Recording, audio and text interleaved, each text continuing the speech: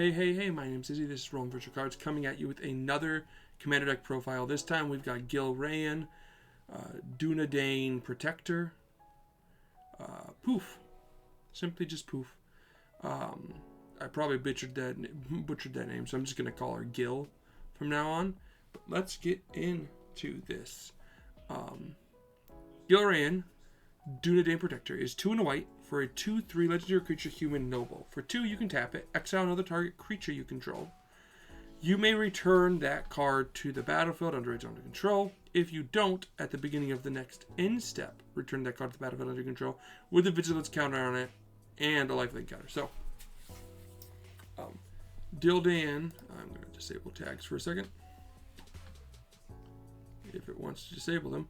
There we go. Dúnedain, or Gil, is very simple. Gilraen is all about just flickering things. She can flicker them. She does her best impersonation of a Poof and just goes, goodbye, come back. If you just need the effect right then, you can just get instant gratification.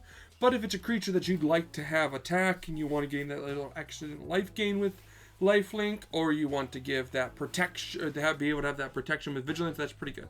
So overall, I think that's all pretty nice. You can't target itself, but there's a lot going on with this deck. All about just exile and return. So if you're looking for a mono white deck that just constantly gets more cards, almost every single new set has some type of white or colorless card that has an ETB, and Gilraen fits that. So you can just constantly see, okay, yeah, there we go, there's that. So if you're looking for a mono white deck that can just constantly be updated, this could be the girl for you. I think she's interesting. I think she can be very tactful. You can do that instant speed, so you can kind of do it for protection. Someone goes to remove something, let's blink it or flicker it. Your choice. You get flickers or blinks with it. So let's get into the card by card. And of course, since it's creature based, let's get the creatures out of the way, okay? We did go for a life gain type style deck because you really want low CMC cards to really make your decks work. So let's go into that. Soul's Attendant and Soul Warden do the same thing. They're both 1 white for a creature. For a 1/1 human cleric, whenever another creature is the battlefield, you gain a life. So with someone like Gil, you're just going to be flickering things constantly. Being able to do that means just gain the life, and these accidental life gains can just kind of trigger off a bunch of stuff and go for a lot. Anafinja can Tree Spirit's great. This is 2 white for a 2/2 spirit soldier. Whenever another non-token creature enters the battlefield, under your control bolster 1, choose a creature with the lowest toughness among creatures you control, and put a 1/1 counter on it. If it's a tie, you get to choose. So what that means is flickering whatever one, the good card that you want to flicker. And if it's like, oh yeah, let's take that Soul Attendant and make it a 2/2. And now let's take the Soul Warden and make it a 2/2. And so forth and so on and so forth. So every time you use her effect, Gil's effect, you just keep getting more and more up. More and more card advantage with that, with Anafinja. Up next is Charming Prince. So Charming Prince is 1 and a white for a 2/2 human noble. And when it enters the battlefield, choose 1. Scry 2, not a bad card effect. Gain 3 life, cool. Exile another target creature you own, return to the battlefield under your control at the beginning of your next step. So the reason why you'd want a Charming Prince is if you have something like, something like you have Knight of the White Orchid. So 2 white for a 2/2 human knight. With first second, when it enters the battlefield, if an opponent controls more lands than you, you may search your library for a plains card, put it on the battlefield shuffled. So what Charming Prince does is you can flicker Charming Prince with your commander. It enters, you choose the exile for the Knight of the White Orchid. White Orchid gets exiled, and then it enters at the end step, and you go grab a plains, okay?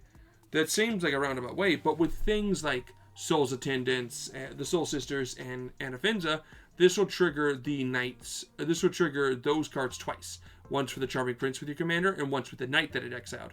This gives you 2 extra ETBs, which gets stuff going. Daxos is another Soul Sister. It's 2 white for a 2-star creature, or demigod, and its toughness is equal to their devotion to white, which is the white pips on the field. And whenever a creature you control enters the battlefield or dies, you gain a life. So this is just more life gain with Daxos. It's, again, Just triggers off all that stuff. Next is Loyal Warhound. This is 1 and a white for a 3/1 dog with vigilance. And when it enters the battlefield, if an opponent controls more lands than you, search your library for a basic plains card, put it in the battlefield tap, and shuffle. And this is just doing, again, it's Impressions of Knight of the White Orchid. It does actually the same thing, except it's vigilance instead of first strike. And it's a dog instead of a human cat. So, very useful. Just kind of a good way to early on get card advantage. Orskis Explorer is 1 and a white for a 2/2 cat scout, and when it enters the battlefield, search your library for X plane cards, where X is the number of players you control, or who controls more lands than you. Reveal those cards, put them in your hand, then shuffle your library. This just gets you a lot of planes in your hands to make sure you don't miss your land drops, which is good. Spirited Companion is great. This one just 1 and a white for a 1/1 dog. When it's the battlefield, draw a card. You want to draw a card? Cool. Just flicker this guy. Get a draw a card. 2 to draw a card is not bad.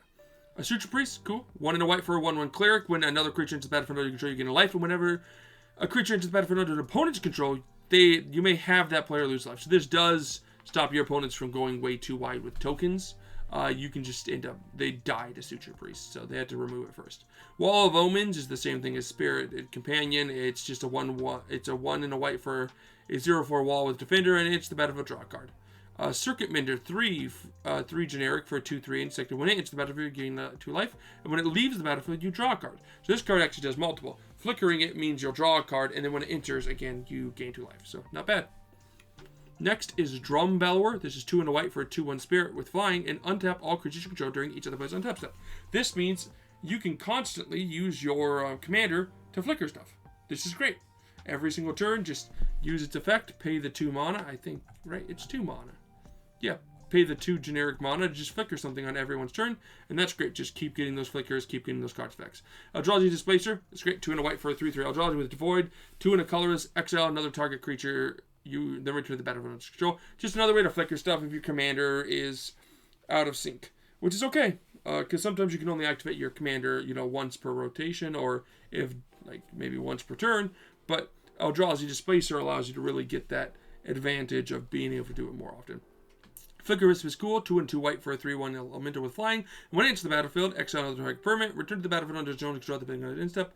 This is again just kind of like doing the Prince thing where you can exile it and then exile another creature when it enters the battlefield to get something back. But you can also use this as like a defensive thing to get rid of an opponent's card that's in your way. But also getting Flicker Wisp back is cool because then you have a 3/1 with flying, lifelink, and vigilance. Not bad. A Guardian Faith is cool, 1 and 2 white for a 3/2 Spirit Knight with Flash and Vigilance, and when it enters the battlefield, any number of target creatures you control phase out. So being able to do this on your opponent's turn is a great defensive. Or just do it on your turn and go, no, you guys can't touch me this rotation. But yeah, having this at instant speed, just because someone goes to the board white, cool, that's just Guardian Faith. Yeah. Inspiring Overseer is cool, 2 and a white for a flyer, for a 2/1. Oh, here comes my cat. And jump. Cat tax. 2 and a white for a 2/1 Angel Cleric with flying, and when it enters the battlefield, you gain 1 life. And you draw a card. So, yeah, drawing a card. Not bad. I'm gonna let you go down. Down you go. Next up is Lord of the Third Path. This is 2 and a white for a 2/1 Human Artificer with Vigilance, and when it enters the battlefield, destroy up to 1 target artifact or enchantment. Tap, you and target opponent each draw a card. So I love this card. It's a pet card of mine, and the big thing about it is just being able to pop stuff with your commander.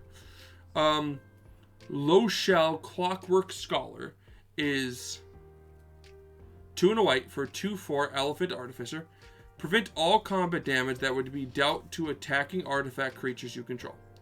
When one or more artifact creatures enter the battlefield under your control, draw a card. This ability triggers only once a turn. This is fine. You're running enough artifact creatures in this deck that flickering them will draw you a card. The secondary effect is just kind of icing, I guess.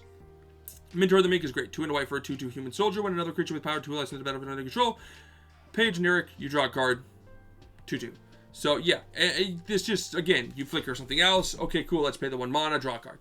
Pilgrim's Eye. Like, the Pilgrim's Eye would draw you a card here, and then you can pay 1 to draw a card here, and then the Soul Sisters, you're like gaining lives. It's just all like, one flicker does a lot of things. So Pilgrim's Eye is 3 generic for a 1/1 Thopter. When it enters the battlefield, search your library for a basic land card, put it in your hand, then shuffle. That just allows you to make sure you don't miss your land drops. Next up is Priest of Ancient Lore. 2 and a white for a 2/1 Dwarf Cleric, and when it enters the battlefield, you gain a life and draw a card. Again, just a great thing. Like, once a turn, being able to just go, let's draw a card, gain 1 life, and then trigger a bunch of other things. It's good. Righteous Valkyrie is 2 and a white for a 2/4 Angel Cleric with flying. When another Angel or Cleric enters the battlefield under control, you gain life equal to that creature's toughness. So, like, if Priest enters, you gain 2 life, or you gain 1 life, plus the 1 life and draw a card. And as long as you have 7 or more life, 7 or life more than your starting life total, creatures you control get +2/+2, which is a great way to win with all the creatures you've got. Next is Rumor Gatherer. This is 1 and 2 white for a 2/1 elf wizard with Alliance. Whenever another creature enters the battlefield under control, scry 1. If this is the second time this ability is resolved this turn, draw a card. So instead, so no matter what, you scry 1, the first, and then 3+ times, but the second time you get to draw a card. So Skyclave Apparition is 1 and 2 white for a 2/2 Core Spirit, and when it enters the battlefield, exile up to 1 target non-land permanent opponent controls. A permanent you don't control with converted mana cost 4 or less. This gets rid of a lot of things. And when it leaves the battlefield, the exile card's owner creates a XX blue illusion creature token, where X is the converted mana cost of the exile card. This is just a way to like keep flickering this and just, oh yeah, you get like you get a blue or a 2/2 illusion. You get a 2/2 illusion. You get a 1/1. You get a 4/4. But it gets rid of problematic cards. Sky Scanner is 3 generic for a 1/1 Thopter with flying, and it enters the battlefield, draw a card. Village Bellringer is 2 and a white for a 1/4 human scout. Flash enters the battlefield. When it enters the battlefield, untap all creatures. This allows you to untap your commander and reuse effect, which is useful. Does a lot there, especially if like you're flickering Village Bellringer and it's entering and triggering a bunch of effects, and then also untaps your commander, and then you can keep going with that. Welcoming Vampire is 2 white for a 2/3 vampire with flying. When another creature with power 2 or less enters the battlefield under your control, draw a card. This ability triggers once each turn, but that's each turn you're going to draw a card, which is not bad. White Plum Adventurer is good. If you hate dealing with the initiative, remove him, but this card's great. 2 and a white for a 3/3 Orc Cleric. When White Plum Adventurer enters the battlefield, you take the initiative. At the beginning of each opponent's upkeep, untap a creature you control. If you've completed a dungeon, untap all creatures you control instead. So even if you haven't completed a dungeon, you still keep untapping your commander. But being able to constantly flicker White Plum and just get the initiative and go through the Underdark, it's very good. You can get a lot out of it from there. So that's just a useful effect. Just get over the fact that you have to have a token with you. That's the Underdark. Field Guardian. This is 3 and a white for a 1/4 Cat Beast. When it enters the battlefield, exile another target creature or another target permanent you control, then return to the battlefield under control. Again, this is doing that like flicker it, then flicker something else, so you can get two ETB triggers. Core Cartographer is 3 and a white for a 2/2 Core Scout. When it enters the battlefield, search the library for a plains card, put it on the battlefield tap, then shuffle your library. Again, this is fine. This one doesn't care about your opponent's stuff, so it comes out later, but you can keep flickering it to make sure you ramp if that's what you need. Palace Jailer is 2 and 2 white for a 2/2 human soldier. When it enters the battlefield, you become the monarch. So you can make sure you always get the monarch, so you get an extra draw at your end step. And when it enters the battlefield, exile target creature an opponent controls until an opponent becomes the monarch. That removes the problematic card until someone steals it. Restoration Angel is 3 and 0. Oh, and if you keep flickering it without losing the monarch, you just keep exiling more things. Restoration Angel is 3 and a white for a 3/4 angel with flash and flying. When it enters the battlefield, exile exile target non-angel creature you control, then return to the battlefield under your control. This card just allows you to, again, do your best, like, double ETB triggers. Restoration Angel and Fielder and Guardian do go infinite together. They just see each other and then keep exiling each other. And that will infinitely trigger any of your ETB stuff. So that's pretty good. Next is Sullen Simulacrum. This is 4 generic for a 2/2 Golem. When it's the battlefield, you should try for a basic land card, put it on the battlefield, tap and shuffle. And when it dies, draw a card. So you won't get that die trigger off exile, but you will get landfall. So lands. So that's good. Abdal Adrian Gorian's Ward. This is 4 and a white for a 4/4 human warrior. When it enters the battlefield, exile any number of other non-land permanents you control until it leaves the battlefield. Create a 1/1 white creature token for each permanent exiled this way. Choose a background. Don't worry about the background thing. He's not your commander here. But yeah, this card also goes infinite with like Restoration Angel because you can exile it. But then when you exile Restoration Angel, does it go infinite? Do those go infinite? I mean, you exile it. No, those two wouldn't go infinite, right? Because enters exile. Oh yeah, then it instantly comes back. Exile, yeah. So those two go infinite together. Abdal doesn't go infinite with them. There are other cards, but being able to just use this card. There's a lot you can get out of this with commander. So basically, you exile all the stuff except for your commander, trigger the effect to flicker Abdal, and Abdal goes, cool, I'm gone. Here's all your creatures again. Right? And then all of them see each other and get ETBs, and you have a bunch of soldiers behind you. So maybe you keep the card that gives you life gain, so you gain a bunch of life for the soldiers that you got, and then like 3 or 4 more guys hit the field after you exile Abdal, and then Abdal comes back in, exiling them all again, making more soldiers. There's a lot you can do. Elish Norn, Mother of Machines, is 4 and a white for a 4/7 Phyrexian Praetor with Vigilance, and when it enters the battlefield, or when a permanent entering the battle triggers an ability of a permanent you control, trigger that ability an additional time. So like Abdal will trigger twice, exiling stuff twice, which doesn't really matter. But like Restoration Angel would target 2 things, and Jailer would target 2 things, and Core would get you 2 stuff, and Solemn would get you 2 things, which is good. And then also permanents entering the battlefield don't cause abilities your opponents control. Permanents your opponents control trigger through, which is a little downside. I don't love hating on people like that because it can really piss people off. Karmic Guide's 3 and 2 white for a 2/2 Angel Spirit with flying and protection for black with Echo 3 and 2 white. So at the beginning of the upkeep, you have to pay that, otherwise you sacrifice Karmic Guide. But when it enters the battlefield, return target creature card from your graveyard to the battlefield. So this just allows you to get something back by flickering it after casting it, which isn't bad. Reverent Hoplite is 4 and a white for a 1/2 human soldier. When it's the battlefield, create a number of 1/1 white human soldier creature tokens equal to your devotion to white. So once your devotion to white's like 6 or 7, flickering this guy a bunch, just get a bunch of tokens is great. Captain of the Watch is 4 and 2 white for a 3/3 human soldier with Vigilance, and other soldiers you control get +1/+1 Vigilance. You're running enough soldiers for that, but mainly when it's battlefield, you get 3 1/1 white soldier creature tokens. So while this guy can get you more, this one is more like you don't got to worry about your devotion. But also it buffs your soldiers, which you're making a lot, like because this guy makes soldiers. So Duplicate's great. 6 generic for a 2/4 Shapeshifter with Imprint, and then Imprint. When Duplicate enters the battlefield, you may exile target non-token creature, so any of them. And as long as a card is exiled with Duplicate, it's a creature card. As long as a card exiled with Duplicate is a creature card, a Duplicate has the power and toughness and creature type of the last creature exile with Duplicate. It's still a Shapeshifter. So if you exile like a 6/6, it becomes a 6/6. But otherwise, you just keep using it to exile your opponent's cards. And yeah, non-token creatures. So Sun Titan's 4 and 2 white for a 6/6 giant with Vigilance, and when it enters the battlefield or attacks, you get to return target permanent card with converted mana cost 3 or less from your graveyard to the battlefield. So cast this guy, flicker him, next turn, swing with him, flicker him, swing with him, flicker him. Keep getting cards back. Angel of Ruin is great. I love this is one of my favorite cards. So Angel of Ruins is 5 and 2 white for a 5/7 Angel.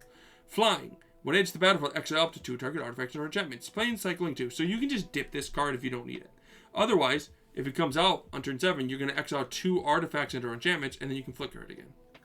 Meteor Golem, 7 generic for a 3/3 Golem. When it's the battlefield, destroy target non-land permanent opponent controls. Yeah, it's good removal. And Mirror Battlefield, one of my favorite cards. Again, 7 generic for a 4/7 Mirror Construct.